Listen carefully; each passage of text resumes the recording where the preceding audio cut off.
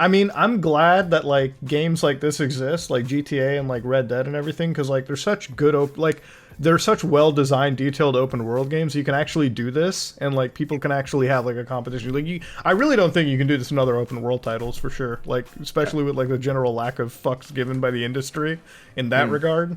Yeah, the attention to detail in both games was truly impressive, and I can see why Rockstar takes such pride in these worlds. I feel like though, if you did Red Dead 2 GeoGuessr, I don't know if that exists, but like that would be significantly fucking harder than what we just did, because at least here we have a city to base landmarks off. There we have fucking trees and hills. And maybe exactly.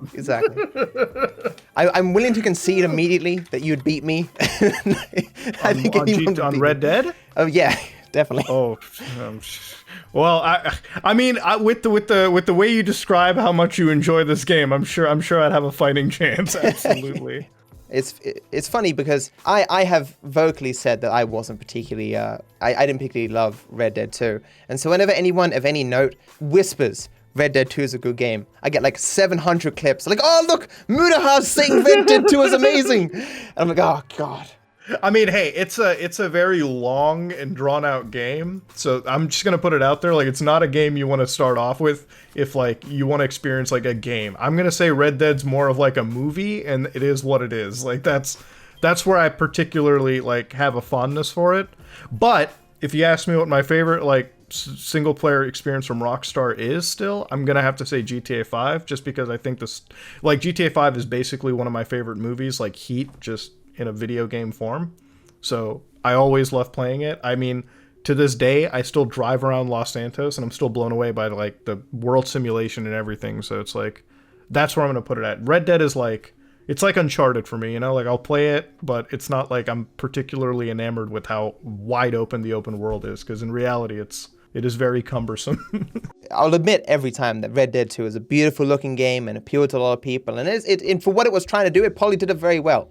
It's just, in my mind, it is the game that least wanted to be a game that I've ever seen. It is just a TV show that you control the camera. It's very, very, no, you're absolutely right, because it's very lacking on like any form of freedom. You literally will sit there and do fucking nothing in the game whatsoever. You like, if Red Dead 2 tells you, you go into that room and you shoot that guy, if you even deviate slightly, if you open the drawer before you enter that room, it'll fucking give you a mission fail state. And that drove me insane, because that's, like, it pissed me off in chapter 1 when I played the game, like, well, not chapter 1, after you get into like chapter 2, like you get to Valentine and everything. I was so fucking mad, because like it literally, I was like, maybe it's a tutorial, maybe it's some bullshit, maybe like I'm failing. No, the game is literally all the way like that throughout the entire experience. And eventually, you know, it's like, all right, I guess this is a very linear Rockstar experience. I'm going to have to treat this like the original Red Dead Revolver at this point. Like, it's an open world in name only. Yeah, I guess they just expected people to be okay with that, because in the free roam, you can do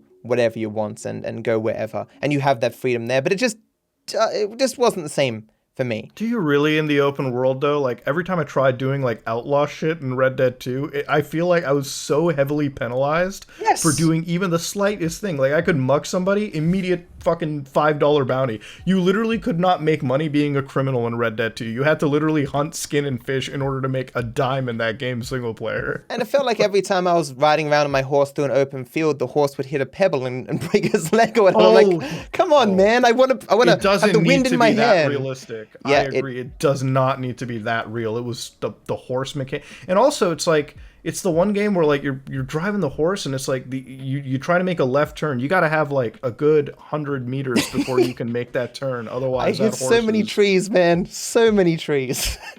And the thing is, they don't even come up with any way for you to like easily navigate through. I'm not saying make it an Assassin's Creed game. I'm not saying make it that easy, but like make it a little fucking easier, guys. It doesn't have to be this difficult, especially for like online or anything. Like, we're trying to have fun, not like bash our heads against. And you get your horse in too much trouble, make sure you have some horse survivor. Like, it's that real. It's like, you ever heard of that game Shenmue? Like, yeah, I've heard of it. Yeah. Red Dead 2 is literally trying to be Shenmue. It's just that's all it is. It's Wild West Shenmue in a lot of ways, because it's just like you got to do everything in a very like methodical way. It's super cumbersome and it can be annoying. I mean, people loved it though. People loved it, but I'll always love God of War for taking away it's the Game of the Year award from Red Dead. I much prefer God of War. Oh, fuck. God of War, PS4, yeah, it was way better. That's the one time where like God of War, I was like, because I'm not a God of War fan like from the original PS2 Neither days, am I. but when I saw like the PS4 title, I'm like, oh, this shit's looking nice. And then I played it and I was like, oh, Corey Balrog fucking brought the pain today on development. He knew what he was doing. It was even nostalgic for me because I used to love Stargate back in the day. Not sure if you've seen it, but is it Mike? Stargate Atlantis? Oh no, the original Stargate with the Teal'c and stuff, because he's the same guy who is it Christopher Judge? He is the same guy who he voiced Kratos, and it was just hearing that voice again. I was just like, oh, you know.